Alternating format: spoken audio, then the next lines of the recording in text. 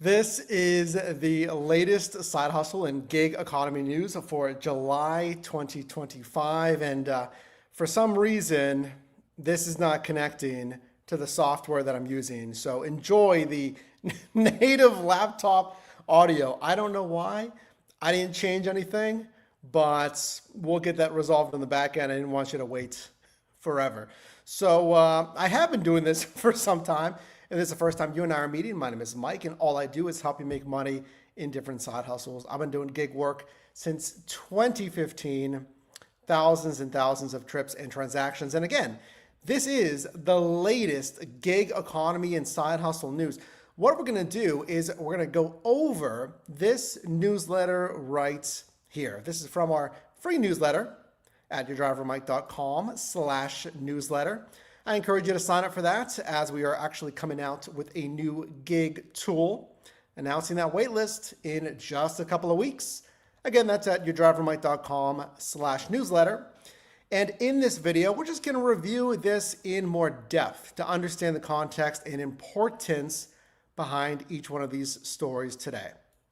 So welcome. Wherever you're watching from, let me know in the live chat or the comment section. Click the notification bell. If you missed any of that, story number one. And look, even if you're not in Washington, pay attention. Washington passes first in nation portable benefits program for app-based workers. Now, let's go over to DoorDash. This was announced on DoorDash's official blog just in the past month or so. Now, I'm coming to you from Pittsburgh, Pennsylvania. Let me know in that live chat what city, state, how long you've been doing this gig stuff for. And if you like it, or if you don't like it, feel free. Hey, I try to give you a neutral stance. So let me know if you like it, what apps are working and what apps are not working. You have no benefits as a gig economy worker. Now you might think, okay, well, most gig workers, Mike, are doing this, 10 hours a week or less. Let's keep it on DoorDash. Like 80+%, or maybe even 90% are driving less than 10 hours a week. That is per DoorDash and their own recent research data.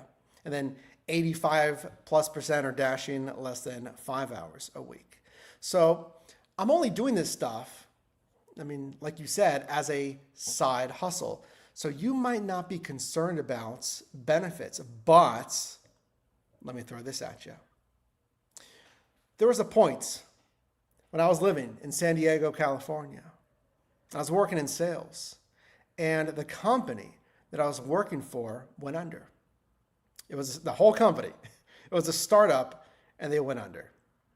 So you think there'd be some kind of pay there, but the company could not even generate cash flow to pay their workers. Worst case scenario. So I turned then full time to the gig economy. But still, like I said, you have no benefits. You have no paid time off. You have no health insurance. These benefits that you get from a W-2 as an employee. So looking at what DoorDash announced and Washington announcing a portable benefits program, the way this would work is you contribute in part to a benefits fund. And they're partnering with Stripe. I'm not sure if it comes out of Stripe's budget or DoorDash. We'd have to delve into this a little bit deeper again, but I can leave this link in the show notes for you. Then you might get access to some of these benefits, or at least a fund, I should say. A fund that you can apply towards benefits. At least you have some kind of match here. Now, what's interesting is this was first tested here in Pennsylvania. So let me rewind. Okay, I'm doing like a W-2. I don't care about portable benefits. But again, what happens if you're let go? Well, there's, unemployment, sure. You might get unemployment, or if you're on the other side of the time spectrum, if you like the freedom, if you just like the gig economy, you think the money is there in your marketplace, fantastic. Do I think most workers can make it work full time? Probably not.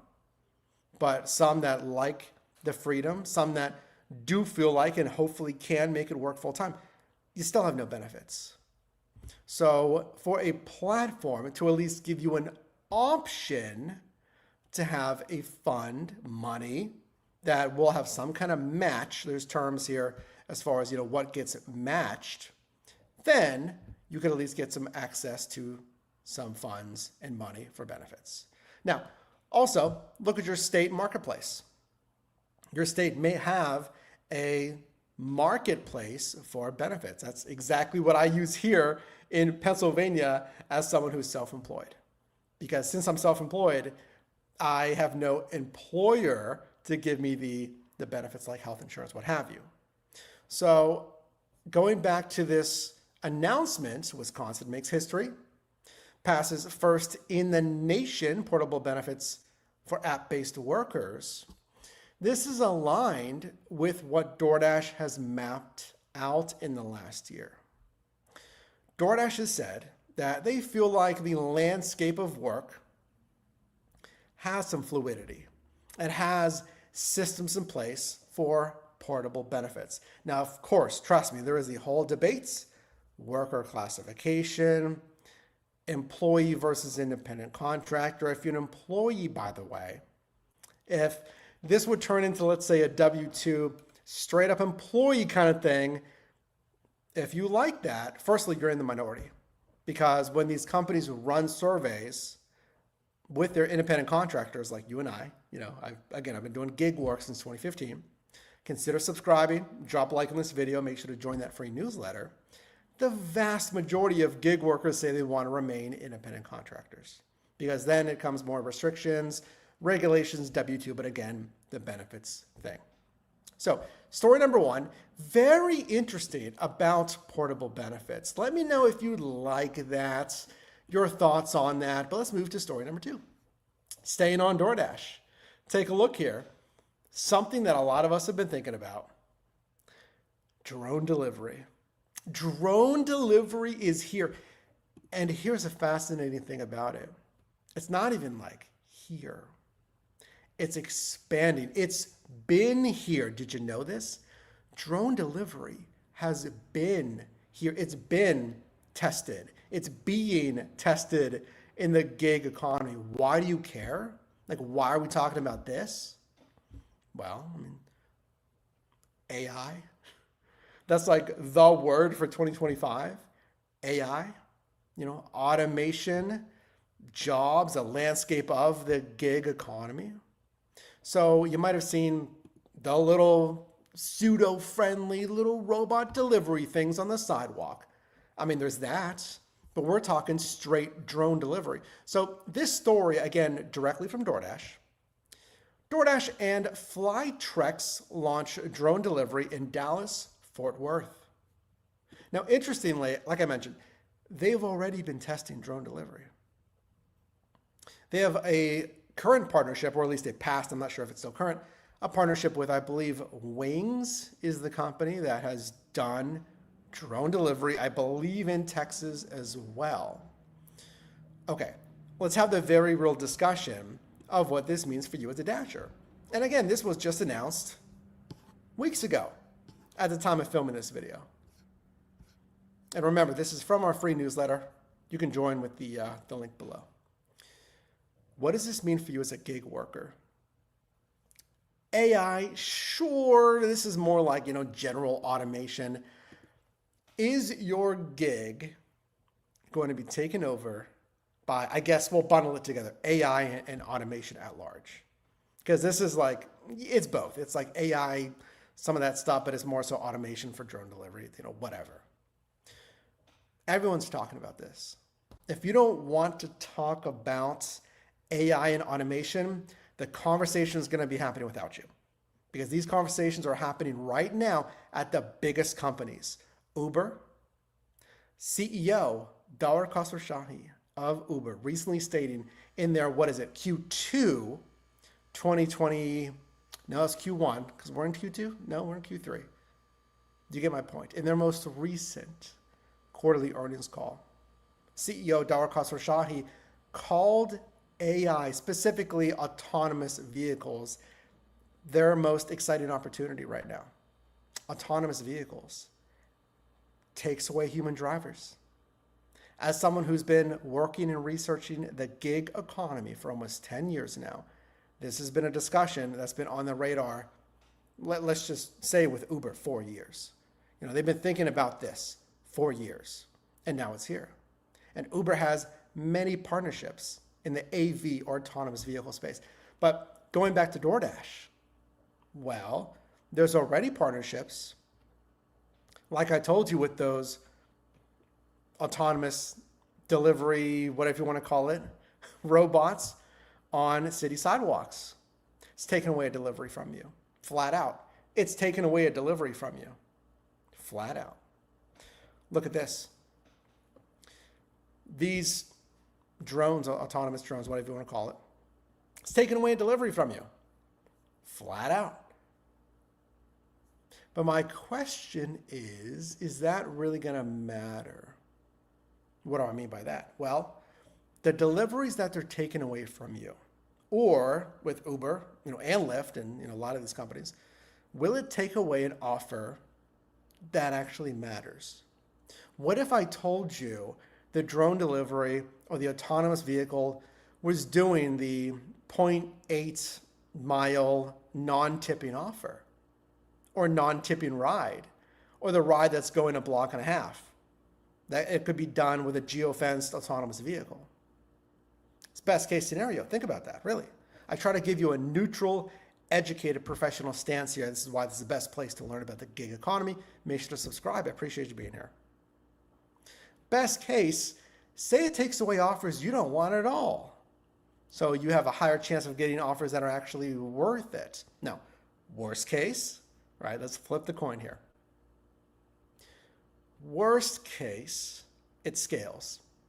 I think that would be the worst case. It scales, which means more and more and more drone deliveries, autonomous vehicles, autonomous sidewalk robots.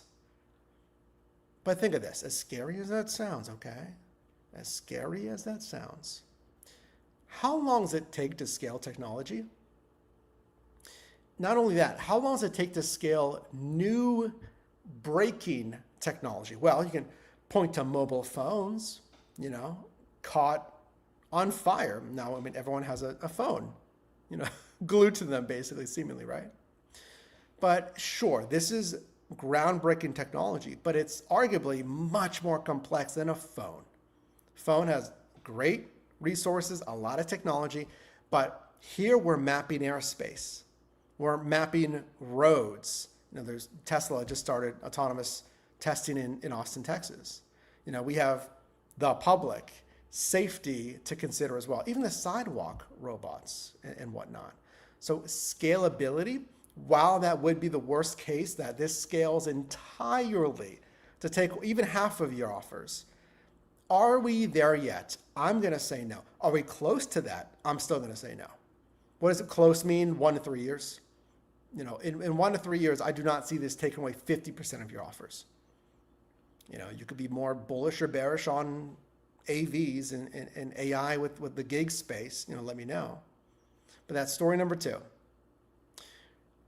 Is it something that's here? Absolutely. Is it something that's immediately threatening your side hustle? No. Point blank. Let's move on. Appreciate you being here again. My name is Mike, coming to you from Pittsburgh, Pennsylvania, enjoying some nice, sunny, hot weather in summer. It's very nice. Let me know where you're watching from, and hopefully I've helped you out with the different side hustles. I'll tell you what, that new gig tool that's coming is going to really help you out with your different side hustles. Sign up right there. Next. Uber expands Advantage and Standard mode to 7 additional markets during the week of the end of last month, June 22nd. Raise your hand if you even know what Advantage mode and Standard mode is. Have you heard about this difference between Advantage mode and Standard mode?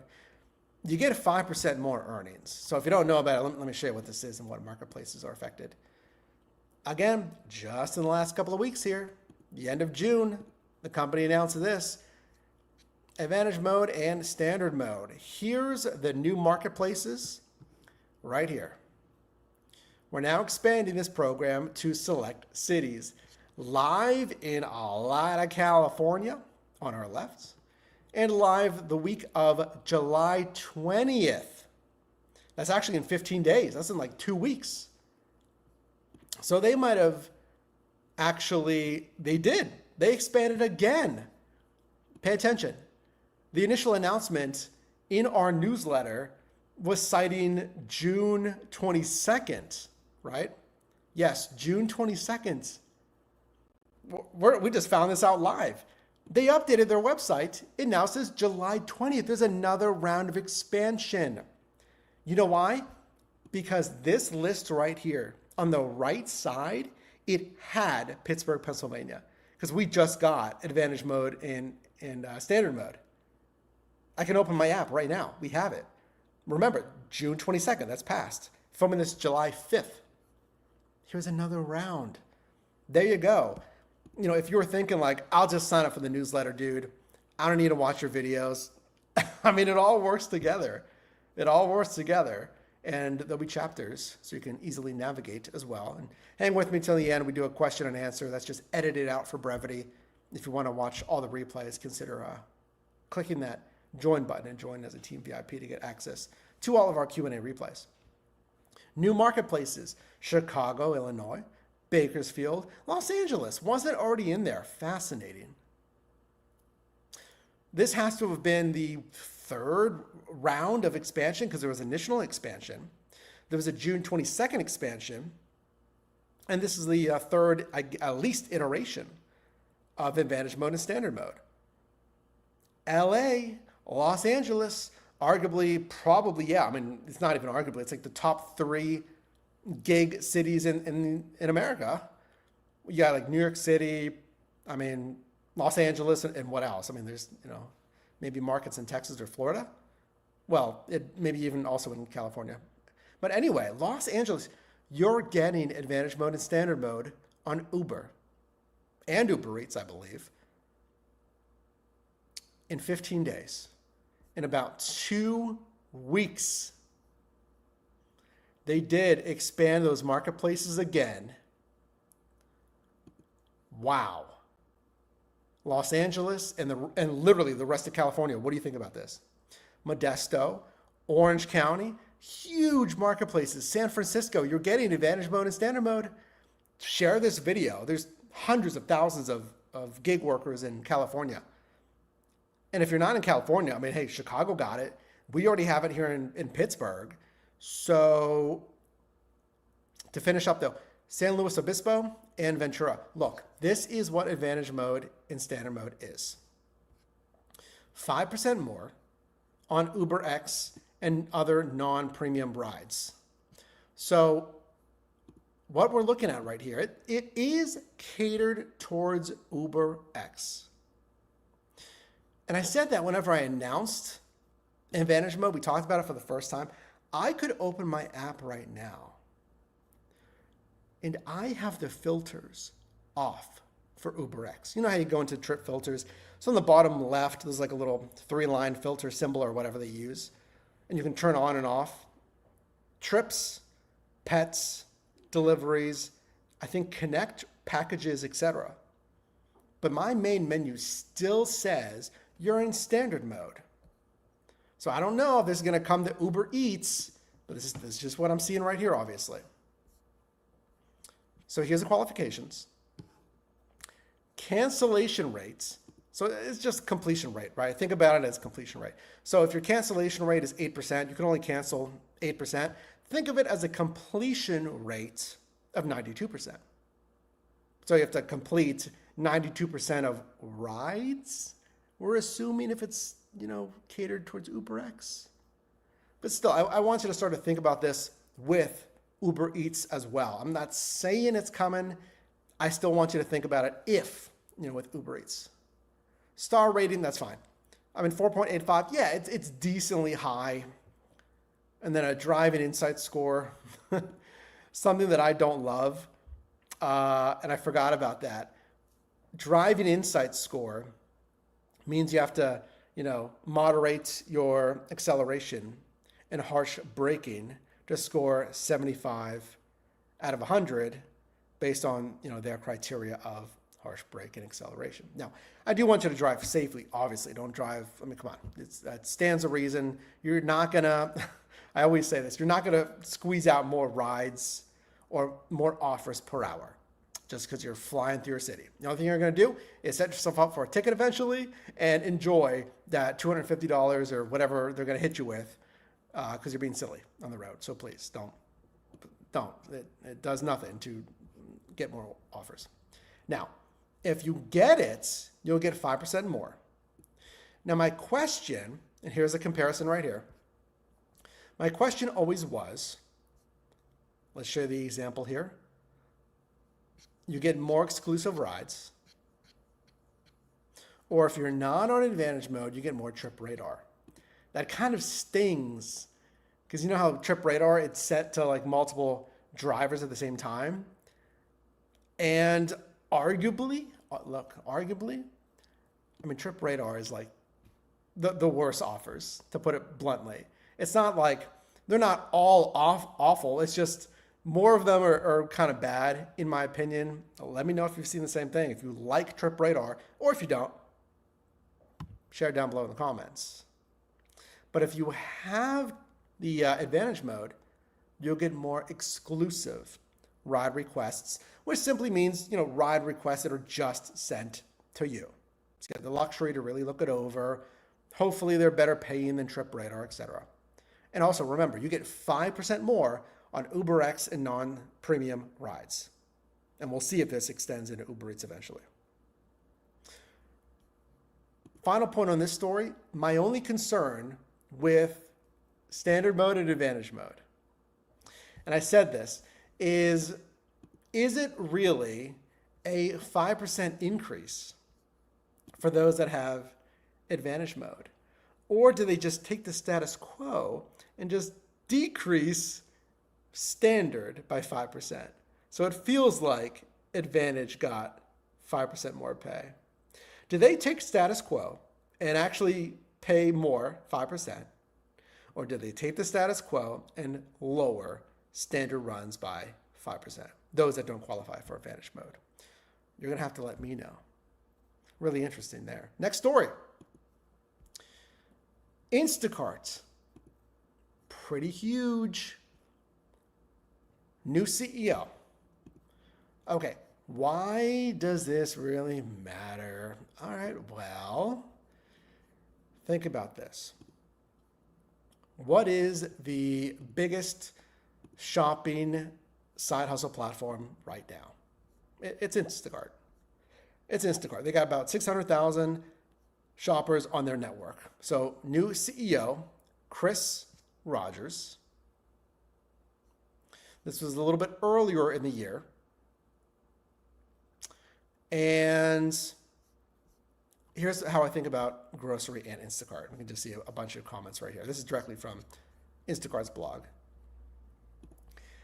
Think about recent companies and CEO changes. There's always been leadership changes. DoorDash changed their CFO about 3 years ago or so. But CEO, think about recent CEO changes that kind of were felt at the consumer level. Because sometimes there's CEO changes. We don't really care. You may not even feel it on a consumer level. But you might have remembered these ones. In recent memory, Chipotle, new CEO. Starbucks? Actually, CEO of Chipotle going to Starbucks. There we go. Starbucks, new CEO. Red Lobster, as of late, new, pretty young, like similar to my age. I'm 38. 38 in charge of Red Lobster. I think he might even be younger than 38, but he's in his 30s, I'm pretty sure. New CEO for Red Lobster, bringing on those seafood boil bags. Let me know if you'd go for one of those. But a new CEO, not necessarily we're saying a young CEO, just a new CEO for Instacart. Here's what Instacart needs to change for you, the shopper. grocery platforms, Shipt and Instacart, need to focus on obviously making the shopping experience easier, less friction for you, the shopper. Great.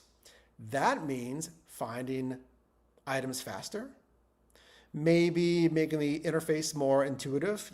Instacart, I'm sure you know this, but feel free to take notes. Well, what does that look like, Mike? Okay. An example of making the shopping experience easier, Walmart Spark. About 2 years ago, maybe, I'm trying to remember, they improved their shopping experience by adding store maps. And I swear they heard me recommend this. Run with it, guys. Go ahead. But I conveniently recommended that for a new Spark shopper, they're not familiar with every single Walmart in their marketplace. Maybe they are. Maybe you shop at Walmart a lot. But they added a store overhead view, and they would tell you where to go. They added maybe a footpath, or maybe it was an arrow, I forget. You can still see it if you go into a shop. This is shop and deliver on Walmart Spark. So I thought of that, well, perfect. Because I've gone into Walmarts, yeah, they have those huge signs hanging from the ceiling. It helps you out, but you may just not know. You can look at your app. Oh, perfect. Back left of the store. Middle right of the store. And I know exactly where to go. Because that's the only point that Walmart Spark was missing. Spark is arguably, in my opinion, the best shopping experience. Because they'll say, okay, Dawn dish soap. It's in, what do they call it? Aisle G2. Every aisle has a nice letter and number clearly on the top of the aisle. G2, perfectly. Then you go in there and you start to look at barcodes, all the pricing tags. And it'll say module 13. And on the top right of each little UPC tag there, it'll say like 11, 12, 13. So there's my module, the section of the actual aisle itself, module 13. And then it'll say section 26. I might be flipping the verbiage there. I forget. It's section or module. You get the point though. So it might be section first, then module again. So section 26 or module 26. Now next to that section number, it'll say, let's say module, whatever, 23, 24, 25, 26. And it'll point you to the exact product. Very seamless. Now, Instacart, going back to them, with their new CEO, they have caret tags. So caret tags, it will illuminate the actual products on the shelf, on the actual tag. Literally, it's on the tag itself has a little light. And if you click an icon in the Instacart shopper app, it will light up that product. I think that is a fantastic idea. It is just a higher overhead idea because you got to pay for thousands of products or however they do it to update your tags. Obviously, it's going to cost a bit more in hardware, albeit whatever. LEDs are super cheap, but still, it's going to cost you more money to have those caret tags. So that's the shopping experience. Offers, though, I would like to see Instacarts do something innovative. Some apps are very stagnant, and I will tell you when they're stagnant. Amazon Flex, Shipt, Instacart, some of these platforms that seemingly do very little to make it more engaging. More importantly, make it more profitable, give you different earnings types, earnings modes. Now, some of these platforms, they have been coming out with shelf photos or shelf videos. They'll pay you to take a picture or even a video of part or entire sections of shelves, and you might get either standalone pay. DoorDash has been doing that. It'll be a completely standalone offer to go do that. It's a task, they call it. Or it just might be added to a current task or shop. So that's what now look, we'll jump right into our next story, which is staying on Instacart. They did change this. This was what, in the last couple of weeks here? June 26th? So this really in the last couple of weeks, this is even newer. They did do this. Instacart announced a complete overhaul to their Cart Star rewards program. Now, I'll tell you, I'm not someone who's done a ton of Instacart shops, but I've done a handful of Instacart. I've done a handful of Shipt. I have a comparison, another reason to subscribe here, so you can get kind of experience here with all these different apps. I test basically all of them for you. Now, if I'm a shopper though, and I'm trying to get priority access to higher paying offers, Instacart is doing things like, well, now you have to have a certain shopping quality score starting 4 days ago. Starting 4 days ago, in order to at least in part rank in their Cart Stars rewards program, you now need a certain number of shops. It is 300 in 3 months. So it's very akin to DoorDash's platinum reward status, where they would want you to do 100 deliveries in 30 days. It's basically the same thing. Yeah, some months you can be under 100 or over 100, but you need 300 shops in 3 months to get there. I think it's actually called platinum as well. Their highest rewards, which like DoorDash, gets you the highest priority to batches. In this case, they call it batches on Instacart. But my point though, you also need a high shopping quality score. Now you're an independent contractor, so they can't mandate certain things, but they can mandate their rewards program criteria. And other apps do this as well. It's not just Instacart. So you need to have certain pull rate accuracy as far as finding original items, just generally found items, substitute items, items that couldn't be substituted, or refunded items. That all goes into your shopping quality score. Point blank, you need to be a very good shopper, and you need to take a lot of shops to get the highest reward as a Cart Star member. So we only have 2 stories left. Appreciate you being here. This is from our newsletter. I do see it in here. I see a super chat from RT the brand. I appreciate that. We'll tackle that in our question and answer after the video, so make sure to stay with me. If you missed the Q&A, click the notification bell. Click all notifications so you don't miss any lives like this, because I want you to be a part of that Q&A after we get to the info. Now let's turn to our platform, Amazon Flex.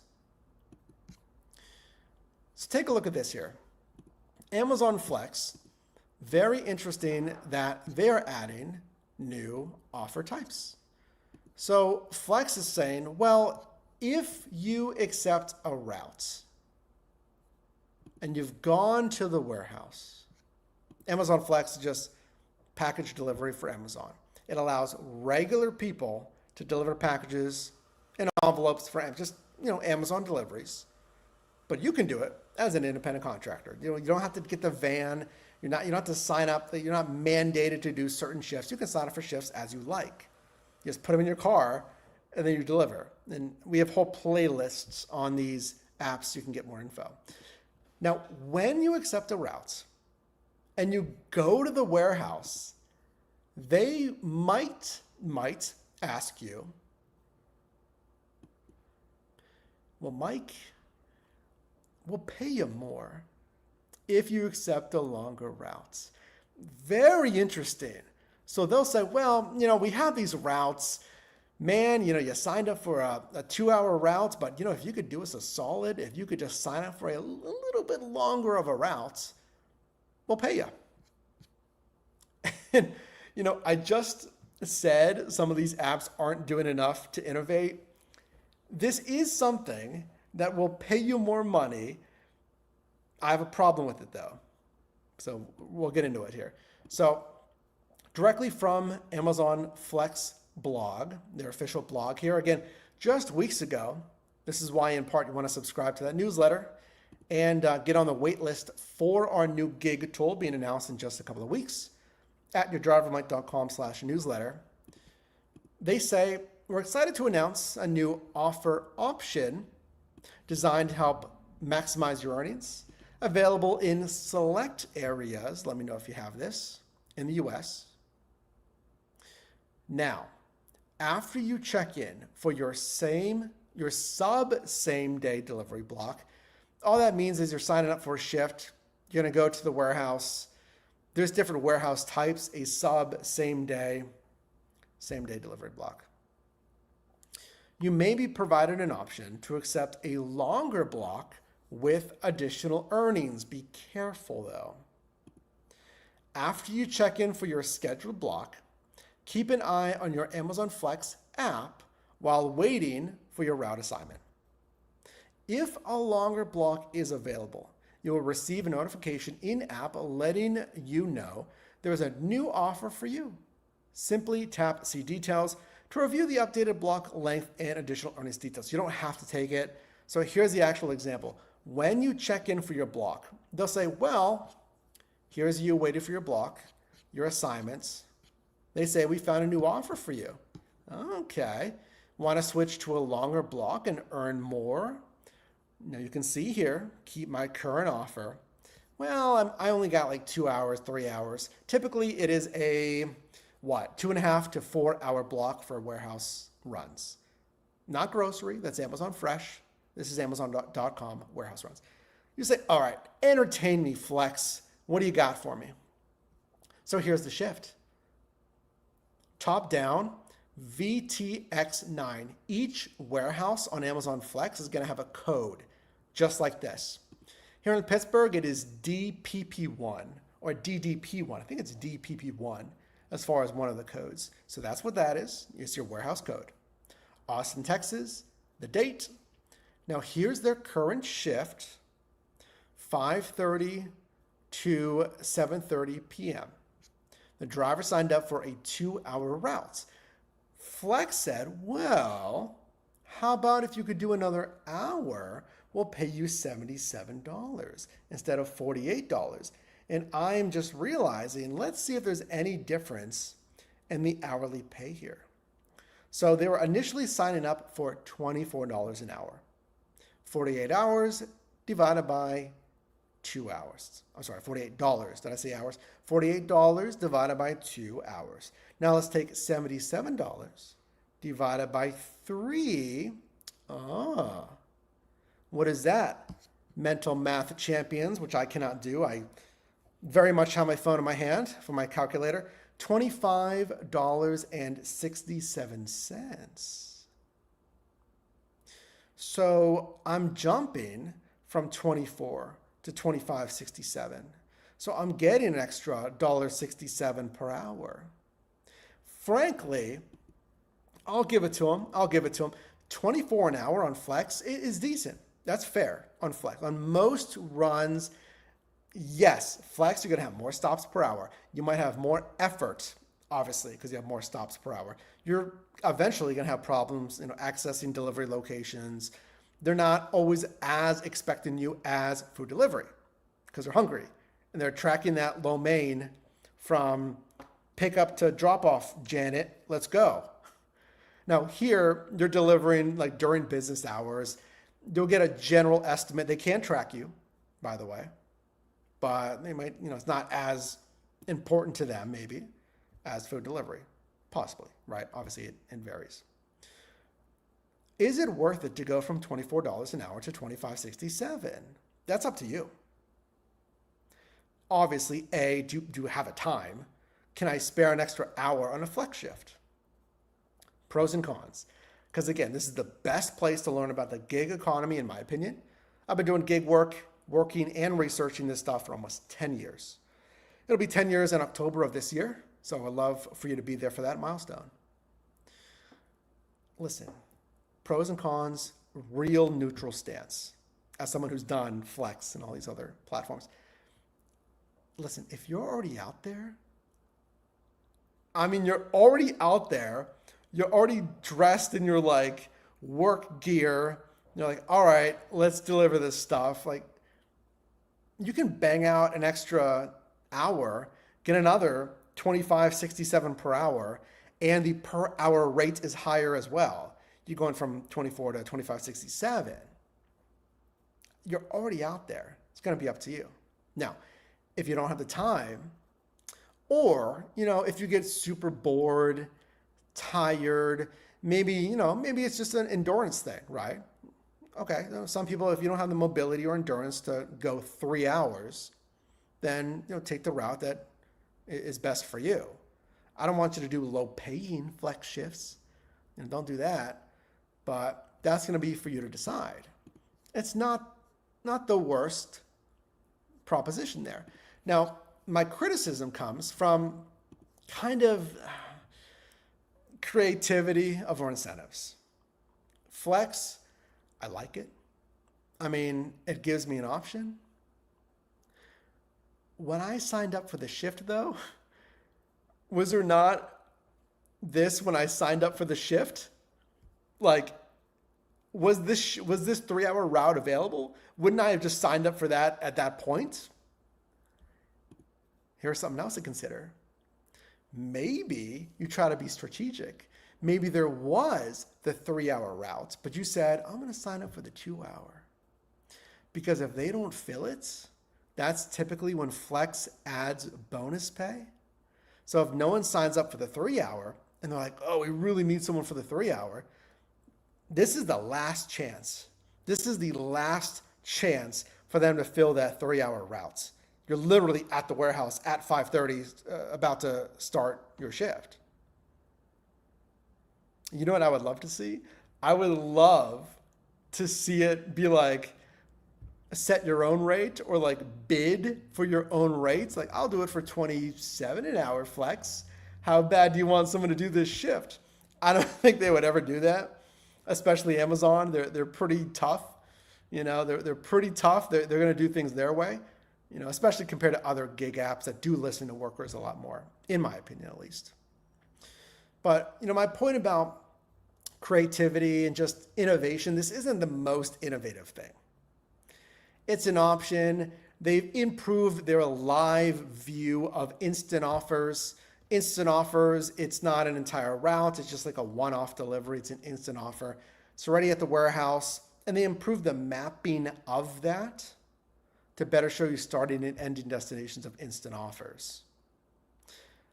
Other than that, as someone who was first activated on Flex in like 2017, 2018, did it in San Diego, did it here in Pittsburgh. I mean, I've seen very little innovation from Flex. I would like to see more. I would like to see the routes. I would like to see the starting, ending destinations of the routes. If I had to make a bold claim, DoorDash Dashlink can crush Amazon Flex, at least in the courier's eyes. They're not going to take market share away from the logistics behemoth of Amazon. But when it comes to couriers might choose Dashlink on DoorDash. It's a newer feature. It's routed delivery, packages, because they can see the starting and ending destination. You can't see that on Amazon Flex. So which one are you going to go with? The one that's like, well, when I get there and I scan my route code, then I got to find out where I'm going. Good luck for 24 an hour. Or is it going to be the one where I can see everything? Starting, ending destination, pay, mileage, everything on DoorDash. That's a no-brainer in my opinion. But what's also a no-brainer is you sticking around for the last story.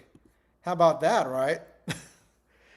Look, I told you, I don't know if I told you actually, our newsletter I told you, a CEO stated their gig app averages close to $50 an hour. You can already see it right here.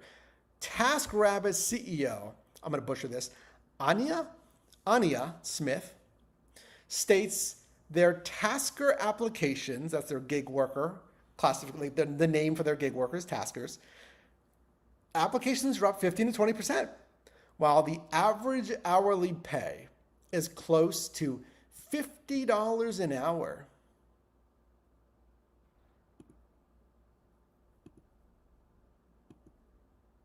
Are we missing out? Are we all missing the wild opportunity of being a TaskRabbit tasker?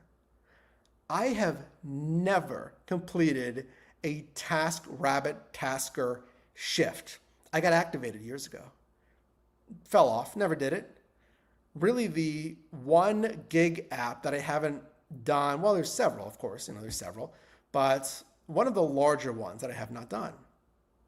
Now, I say larger, it's nowhere near the size of Uber, Lyft, DoorDash, even Grubhub, arguably even Instacart, even Shipt. Shipt has, I think, around 300,000, maybe 400,000 shoppers. Instacart, 600,000. DoorDash, 7 million. Uber, 8 million. I would say Instacart has maybe around the size of Shipt, maybe 300,000 taskers, if not less. So are we all missing out on a $50 per hour side hustle? Look, let me show you. It's not me saying that. It's TaskRabbit CEO Anya Smith. Now, in this article from The Verge, he's talking about AI replacing human labor. We talked about this earlier with DoorDash and their drone delivery. So let's see what Ms. Smith says here about their tasker program. Remember, applications up 15%, earnings close to $50 an hour. So let's see if we can find that in this article right here. And I can leave this in the show notes if you'd like. You'd already have access to this right here. You already have access to this if you signed up for our newsletter. So this is an interview with Anya Smith, CEO of TaskRabbit, right here. We're here to provide a meaningful income to folks who need it.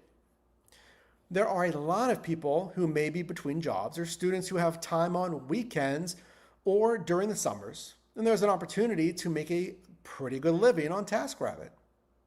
The average hourly pay is close to $50 an hour. And in some markets, it is well over $50.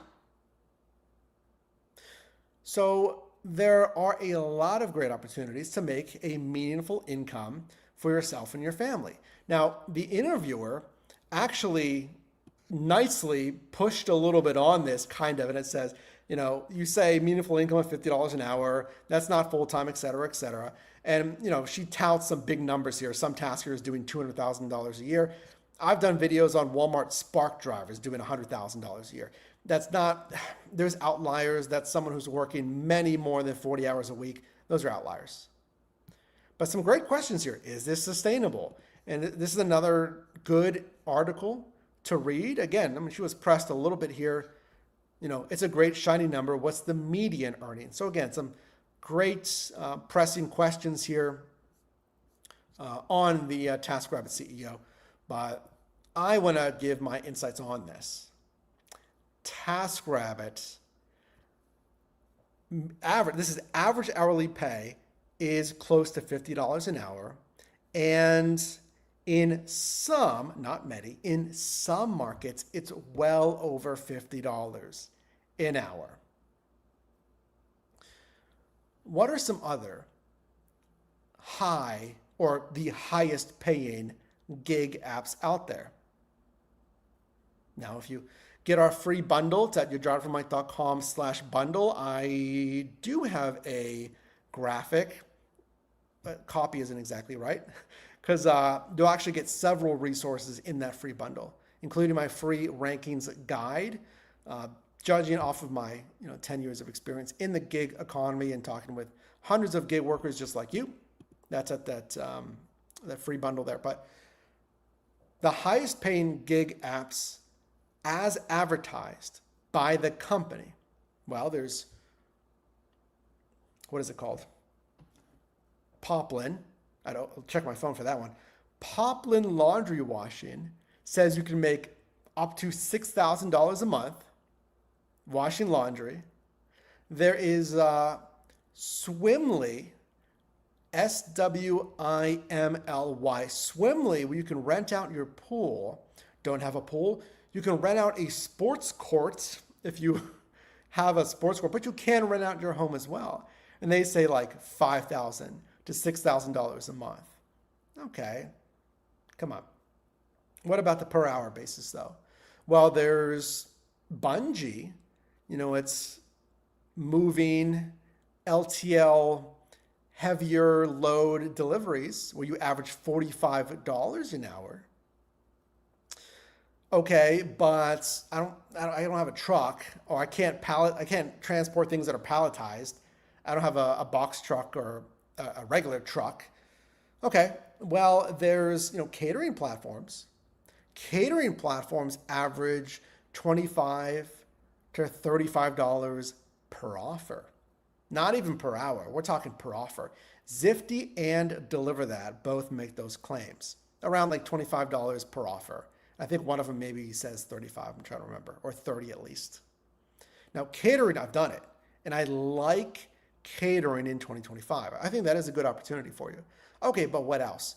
What about like Uber and DoorDash, some of the most popular side hustles? Well, going back to Uber CEO Dawar Khosrowshahi has recently said, I think maybe the Q1 2025 earnings call, maybe Q4 24, I'm trying to remember the earnings call, but he stated directly that earners, it's bundles together drivers and couriers, they call it earners, are earning $25 per utilized hour. Quote, utilized hour. And then we try to think like, well, what's utilized hour? And I've gone through their supplementary info on their investing website. I'm trying to look for an exact definition for that.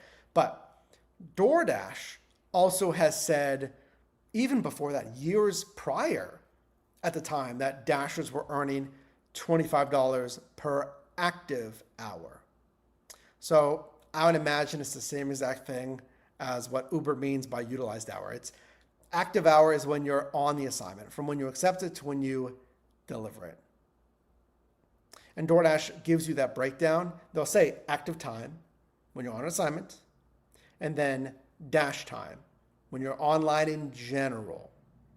Now, my goal for you is $20 to $25 per hour, not per active hour or utilized hour. It's always going to be better than like your general hours. My goal for you is 20 to 25, just flat out per hour, if you're averaging all of your time. So back to TaskRabbit. Are we all missing out on this opportunity from TaskRabbit? Yes and no. I feel like TaskRabbit is going to be a little bit more labor intensive. Now, you can advertise many services on TaskRabbit. If you do cleaning, let's say, you could be a house cleaner. You could advertise, well, actually, if you didn't know this, they're owned by who? Who owns TaskRabbit? You might be surprised, they're actually owned by IKEA. Yes. So one of TaskRabbit's main gigs for years has been assembling IKEA furniture. So you could do that. I mean, you could assemble IKEA furniture. Are you good at following pictograph instructions and hopefully not having too much frustration because you skipped step 3 where the wooden dowels go the other way? Are you patient with IKEA furniture? The point is, yes, you can make $50 an hour, but there has to be a task that merits $50 an hour. I can think of Angie. I can think of Lawn Love, where you're just a groundskeeper, basically, landscaping. And even Bungee and stuff like that. Yes, you can average $50, but it's gonna have to be a task that merits $50. What merits $50? As you go up in price, you're gonna go up on two things. One or two things. As you go up in hourly pay, you're gonna either go up in workload and effort or specialization and education. So if I charge more, it's going to take more effort or it's going to take more specialization, which means something more technical, something that requires a specialized skill. Think about, care.com, where it's childcare. So care.com, more specialized skill. I could think of, I just had it, I just lost it. There's Rover, there's WAG, which is pet sitting and kenneling. So maybe that, like overnight kenneling, might be more per hour. There is Lawn Love, where you're a landscaper, but then you have all of the overhead of the equipment. That could be, let's say, $50 an hour. On TaskRabbit, I don't think you're going to be able to charge $50 an hour to assemble IKEA furniture. Now, with most anything in economics, the market is going to, in part, decide what it will pay. So with that, any platform where you set your own price, look at the comps, it's called comparables, and then look at your either workload or specialization. You can charge more if you can work harder, lift more, whatever, or if you have more specialization, expertise, education, whatever it is, then you can charge more. You don't always want to be the lowest price. On any of these platforms, care.com, Rover, WAG, TaskRabbit, any of these platforms you set your own price, if you're the lowest price that conveys I have like lower of those skills, lower work load, I guess, of what you can manage or specialization. So with that, I want to answer your questions. And if you missed the Q&A, that's okay. Just click that notification bell. Do drop a like on this video on your way out. Join that free newsletter, that new gig tool being announced in a couple of weeks, and I'll see you very soon.